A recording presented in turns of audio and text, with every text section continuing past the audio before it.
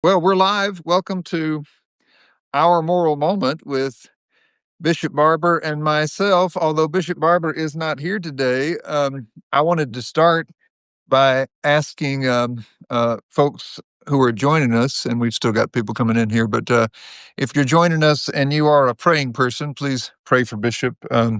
He's been dealing with a kidney stone, and so I think the prognosis is that things are getting better, but it was a rough few days.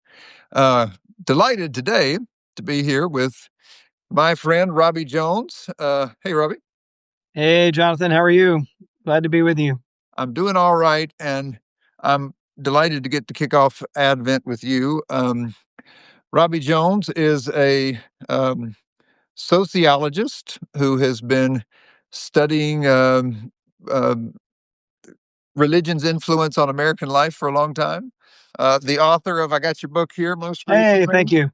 The Hidden Roots of White Supremacy and the Path to a Shared American Future. There's the kind of let's look at reality dead in the face, and let's try to hold on to hope. We'll sort of cover both of those in our Yeah, conversation today.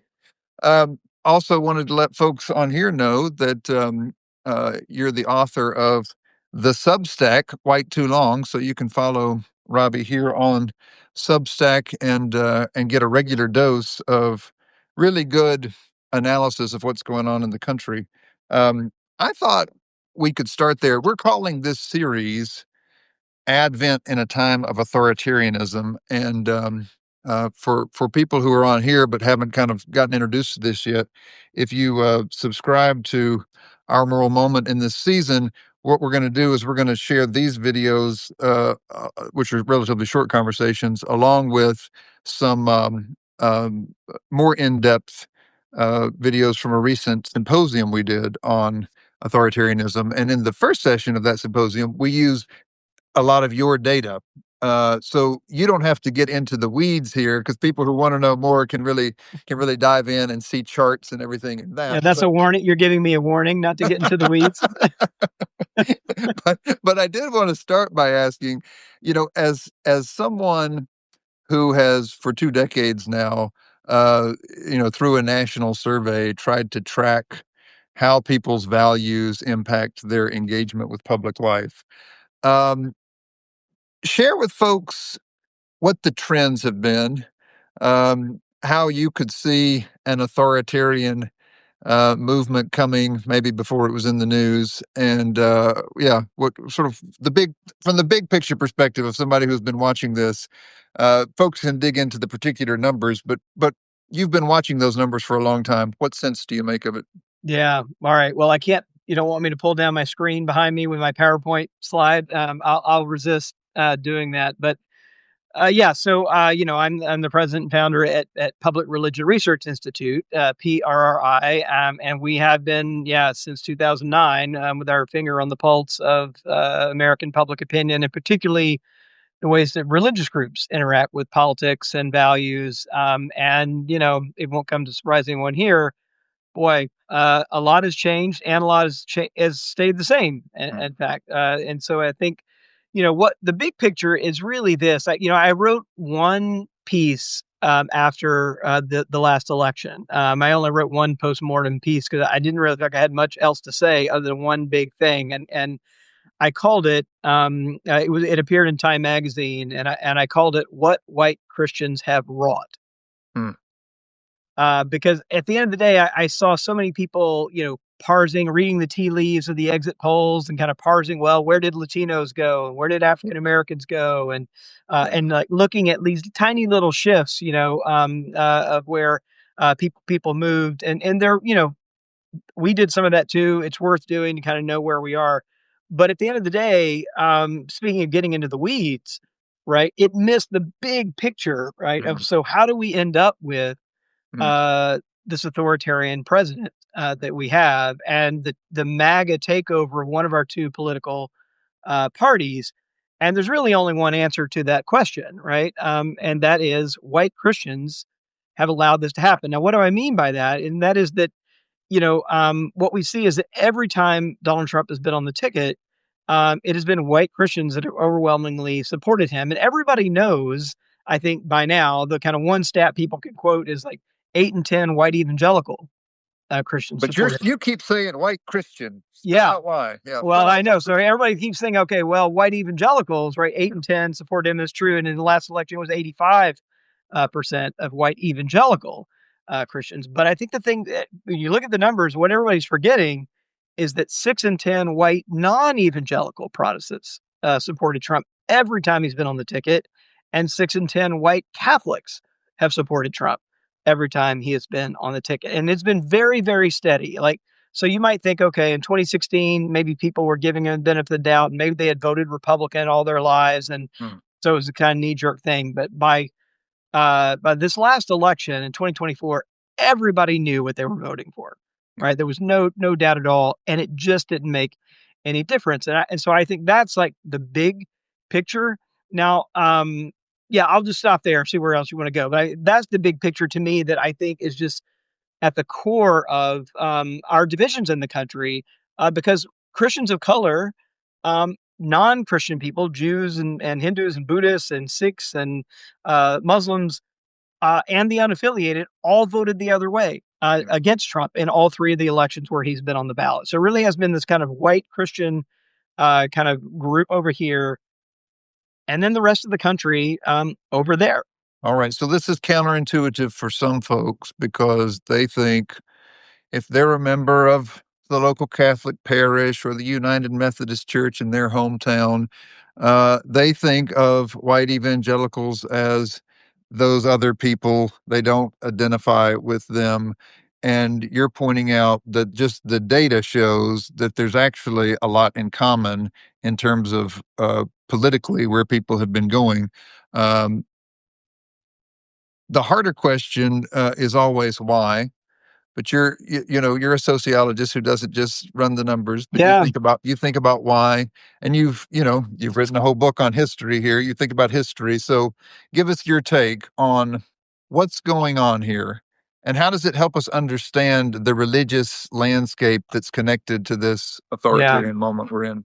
Well, I mean, you've written about this too, right? In slaveholder religion, and I think that's really at the heart of it. There's just no way to read American history uh, and not see how race just runs through everything. Racism, white supremacy just runs through everything. So, for example, just make this like really personal. So, I'm from the South. All my relatives are 6 generations back. I grew up in Mississippi, but all my relatives 6 generations back grew up in Middle Georgia. Mhm. Now, my grandparents, all of them, and everybody in that generation were Southern Baptists in Georgia, and they were all, wait for it, Democrats, right? And couldn't imagine being anything other than Democrats. Now, why was that? Now, they would have given different reasons for this, but if you look at the history, the reason is because the Democratic Party was the party of the Confederacy, Yeah. right, in the South, and so they weren't Republicans because the Republican Party was the party of Lincoln, Mhm. right? And then what happened was when, and so if you just ask the simple question, when then did Southern Baptists decide they were no longer Democrats and they were suddenly Republicans? Well, the answer to that is 1964 Civil Rights Acts, right? In 1965, Johnson, President Johnson saw this. Right? He even told his Southern Baptist press secretary, Bill Moyers, right when he signed the civil rights legislation in 1964, he said, "Well, Bill, I think we've lost the South for my generation and yours," Mm. because he knew how deep white supremacy really ran through. And sure enough, by the time we get to Reagan, what happened was that Southern Baptists and white Christians in the South began voting at the presidential level for Republicans. And by the time they got to Reagan, they had wholesale switched into the Republican Party, so that now, when I say to people, all my Southern Baptist grandparents were Democrats, people's jaws hit the floor, right? And they weren't the aberration; they were the norm there. But I think the only thing that really explains that it's not abortion, it's not same-sex marriage or LGBTQ rights. It really is racism, and white supremacy that drove what I've just called the Great White Christian Flight Mm. from the Democratic Party to the Republican Party, and it explains really the cleavages that we're still wrestling with today. Yeah. Yeah, I think that story is important in terms of formation of people's imagination. And of course, we're talking about a spiritual season right now that's about reimagination and having a new moral imagination. So I want to get there, but before we do, I wanted to ask just because when people read news stories and such these days about these trends that you're describing, this language of white Christian nationalism Yeah, gets used a lot. We're always sort of pushing back on that language a little bit and trying to clarify, at least from a perspective of people who are confessing and believing Christians, that's a very distorted narrative. That's not. I mean, sociologically, it's descriptive to call it Christian, but yeah, if you're a Christian teacher, you don't want to call it Christian. yeah, So anyway, we wrestle with that. But if you look at those numbers, so the data shows that white Christian nationalism is actually racially a lot more diverse than that deep story that you were just describing, that has really sort of tracked with whiteness through history. And I wonder if you could just help people understand that in terms of like the questions that are asked and who yeah. responds to these surveys, and why so you might say a certain percentage of Black folks are or are Christian nationalists by that survey, but that might not mean the same thing for them. Yeah. So, yeah. So to be clear, so we at PRI have built on a whole range of sociological, political science work to kind of identify this phenomenon called Christian nationalism. And the way we do it is you don't really just ask in a political survey, do you consider yourself a Christian nationalist, right? Because a lot of people don't know the term, don't think of themselves that way, but we do ask underlying attitudes, and that's what really matters. So things like the U.S. should declare itself a Christian nation. U.S. law should be based on the Bible. If we don't get back to our Christian foundations, we won't have a country anymore. It's like these kinds of sentiments. We have 5 questions like that we ask, and then to kind of get classified sociologically as a Christian nationalist adherent, which is the top category, you basically have to strongly agree with all 5 of those questions. So you can't just sort of answer just one of them. You have to answer very consistently. So it's measuring a kind of worldview or an orientation among users. When we do that, what we find is that about 1 in 10 Americans we classify as Christian nationalism adherents that agree with all of those questions. Mhm. And about another 20% of the country we call sympathizers that basically agree but don't strongly agree. And then we have 2 other categories that are that are kind of rejectors on the far end, and skeptics that sort of disagree but not strongly. And then rejectors disagree with everything.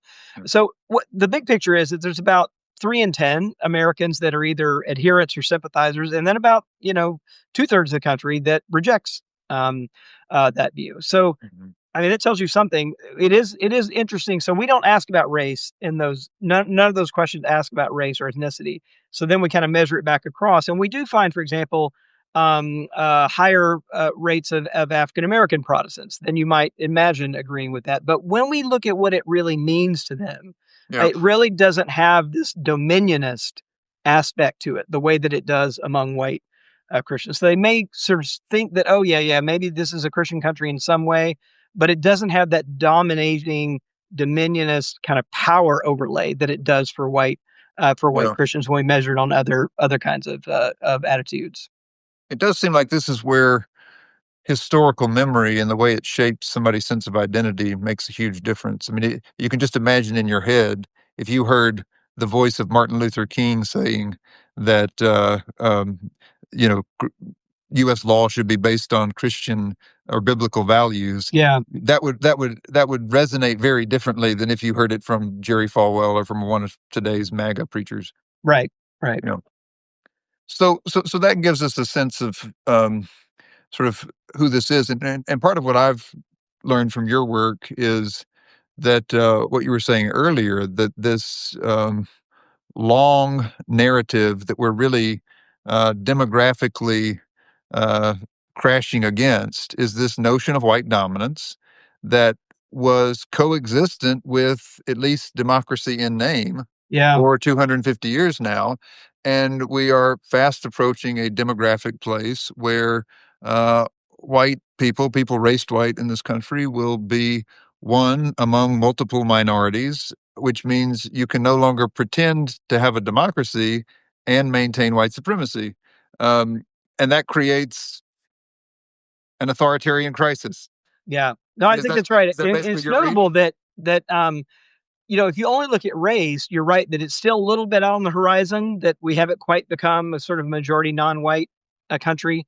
But if you look at uh, Americans under the age of 30, we're already there, Yeah. right? But here's the thing: we're already there in another way, because what's really mattered, I think, historically, is not just a kind of racial identity, but an ethno-religious identity. That's been so we even have a term for it, like WASP, right? White Anglo-Saxon Protestant, like that acronym Yeah. was a term for who was in charge, right, of the country for almost all of its history. And so, what's notable, I think, now is that if you take all white Christians in the country, so an ethno-religious group that has claimed this country as their own, a kind of entitlement to the country, that group already only makes up 41% of the country.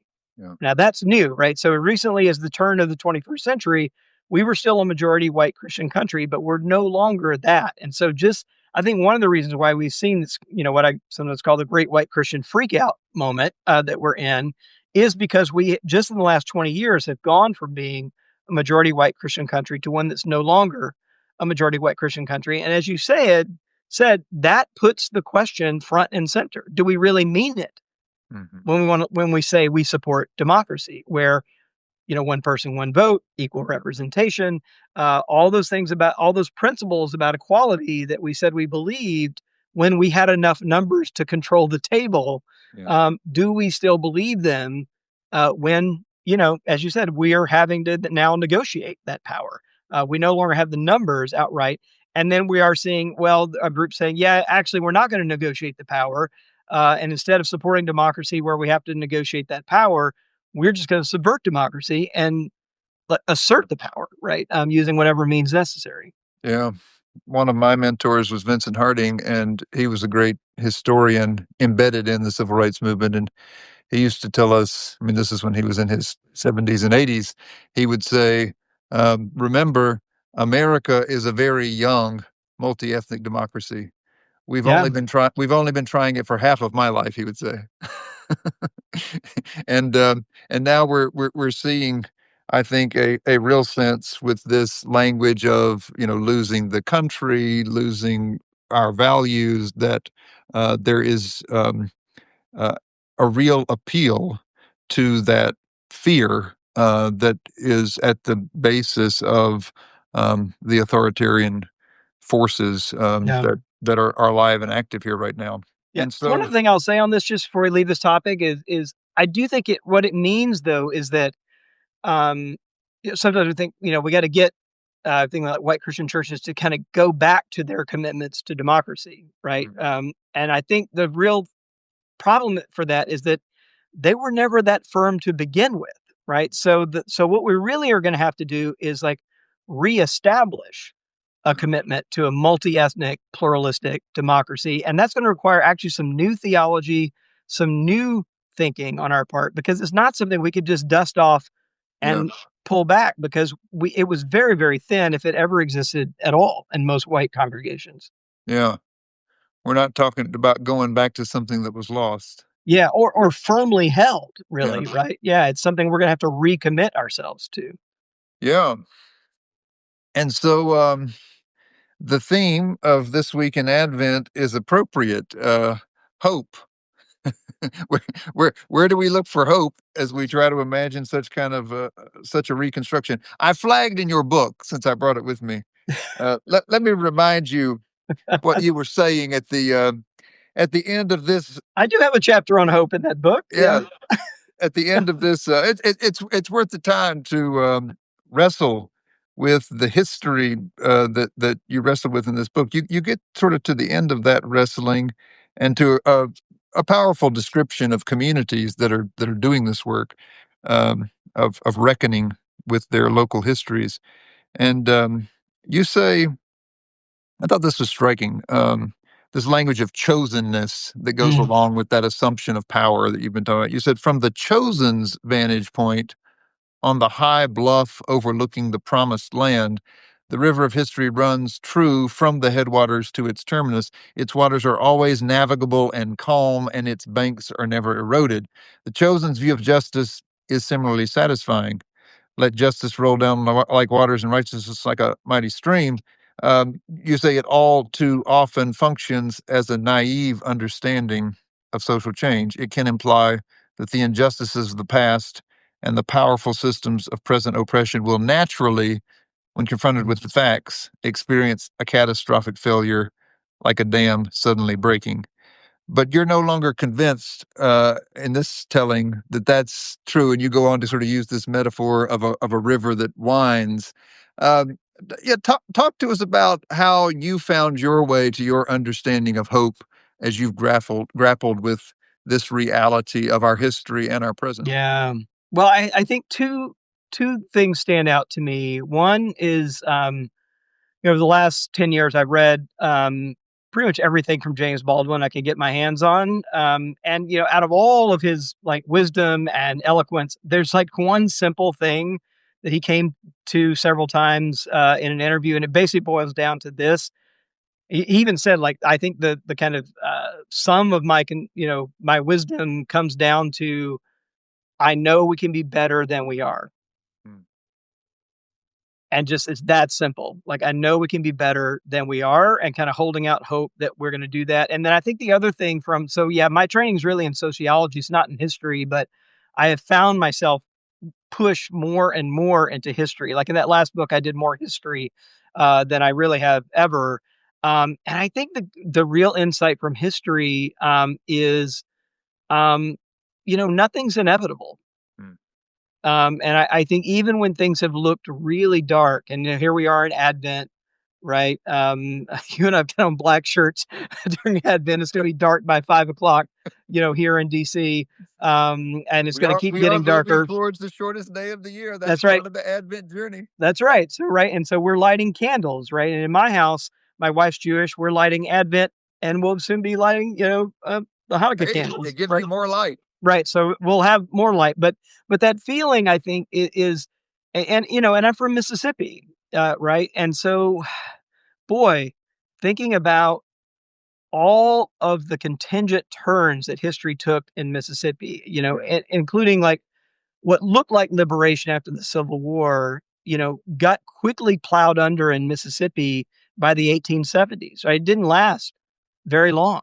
Yeah. And it took another so 1870s, to 1950s, really. I mean, it took another 70 years for enough momentum and movement. And there were all kinds of resistant movements all the way through, but it took another 70 years for it to get enough head of steam to really start pushing back, right, against that. And by the way, what did we white Christians call the overthrow of Reconstruction after the Civil War and the reestablishment of white supremacy?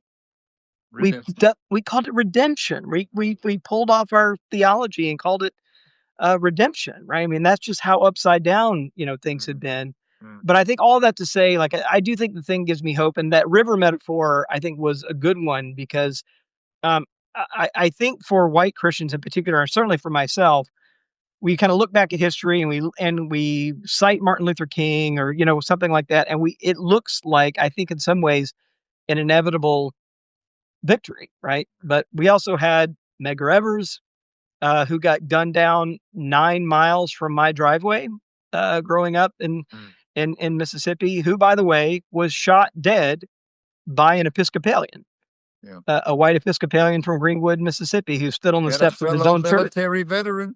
Yeah, stood on the steps of his own church with a gun to keep black people from entering his own church before he shot Medgar Evers. So, you know, I see all these kind of turns, and I think the thing that comes down to it today is that um, the thing I'm not actually a believer in the kind of moral arc of the universe, bends toward justice. I think that's a very contingent thing, right? And I think it only does that when we do what we're called to do, Mm. Mm. and so like there's no magic, right? I don't think the spirit is going to do that without us. Yeah. I think that's where I've kind of come down, and I think that's the thing um, that I think is particularly in white theology. It's not that deep, right? That we've got to be the ones that help bend the arc of the universe toward justice, and it's going to be costly. It's not going to be perfect, and it may not even get there in our lifetimes, right? Mm. But it is nonetheless kind of dust off again things I've inherited from my wife's Jewish heritage, kind of rabbinical saying, look, uh, we're sort of not guaranteed the outcome here, but we're also not free to not try, right? Neither are we free to desist from the work. We're really called to do the work, and we trust the outcome to God, and we trust the outcome, I think, to our fellow humans and to future generations. Mm.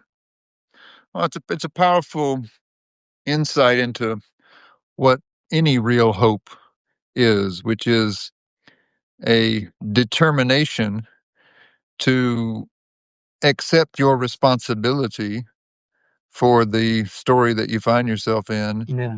and to refuse to concede that the outcomes are inevitable. Yeah, either way, right? That that Either that, way, that they're going to be either way. inevitably toward justice or inevitably, Yeah, toward destruction, right? I mean, yeah, that's right. yeah.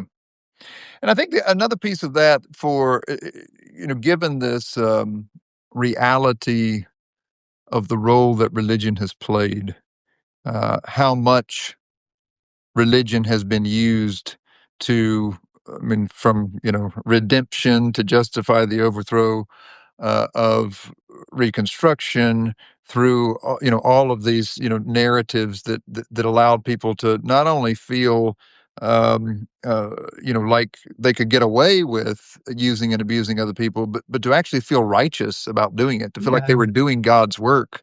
When they exercise this kind of control, in light of all that, it can be terrifying for people to come down to this basic question of how am I going to center myself and act in the present, and to look again to their faith.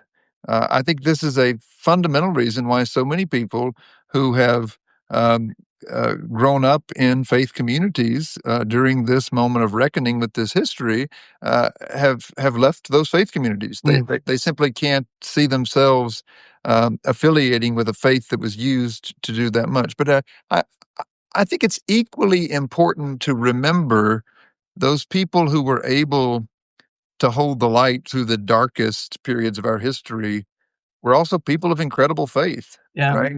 When those folks in Montgomery, Alabama, were gathering nightly in churches to start a boycott that, by any reasonable assessment, had no chance of overcoming Jim Crow after decades of people, trying to fight it and resist it in various ways. They were doing that during Advent, and they were singing "Walk in the Light, the beautiful Mm. light. Come where the dewdrops of mercy shine bright, shine all around us by day and by night. Jesus, the light of the world." you know, they were informed by their faith.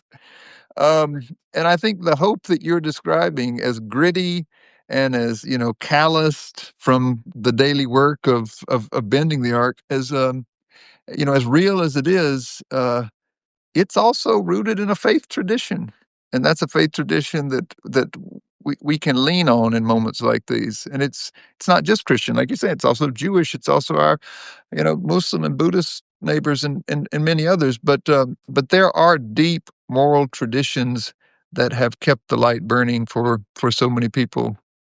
Yeah. I think the last thing, yeah, I want to say on this point is that I think people are still like, what can I do? Like, Mhm. where can I engage? And I think and for many people, it depends on your platform, right? You use the platform you have, right? And we're all placed in different contexts, and if we'll all do that, it will make a difference. But one thing I've been trying to check myself with and kind of challenge others is like, if you feel yourself hedging, Mm, if you feel yourself pulling back mm, out of fear, right? Should I really say this? mm, Like, what will be the implications if I say this? I think if we've all got to resist those moments, right, of caving. We've all got to be able to say, no, no, no. If we want to live in a free society, we have to speak freely, right? If we want to live in a society marked by love rather than fear, we're going to have to kind of live that out very, very deliberately and publicly, even if it's costly. But I think the thing is like if only one person does that, they can easily get picked off, right? But if everybody's doing that, there are all these little micro moments of resistance and saying, no, no, no, this is the society we want to live in. I think that actually can make a huge difference over time. Amen. Amen. You've got your Advent practice for the first week of Advent here from Robbie Jones. Take a risk. Take a risk. And let's add to that. It was implicit in what you were saying, but let's go ahead and make it explicit. Stand with the people you see taking risks around you. I think Yeah. that's a good challenge. If we want to be people of hope, take a risk and stand with those who are taking risks. It is a joy to be with you, brother. I asked you for 30 minutes. You've given us 32. Thank you so much. Blessings to Thanks so much. everybody. If you want to continue on this journey next week, second week of Advent, the theme is peace, and we'll be with my friend and Robbie's friend too, Diana Butler Bass, who's Oh, going to yeah. join us next Tuesday. So please do also remember to pray for Bishop, and hopefully he'll be with us next. That'll be next Tuesday. Next Tuesday. All right. Blessings. Good to be with you, Robbie. Happy Advent. See y'all.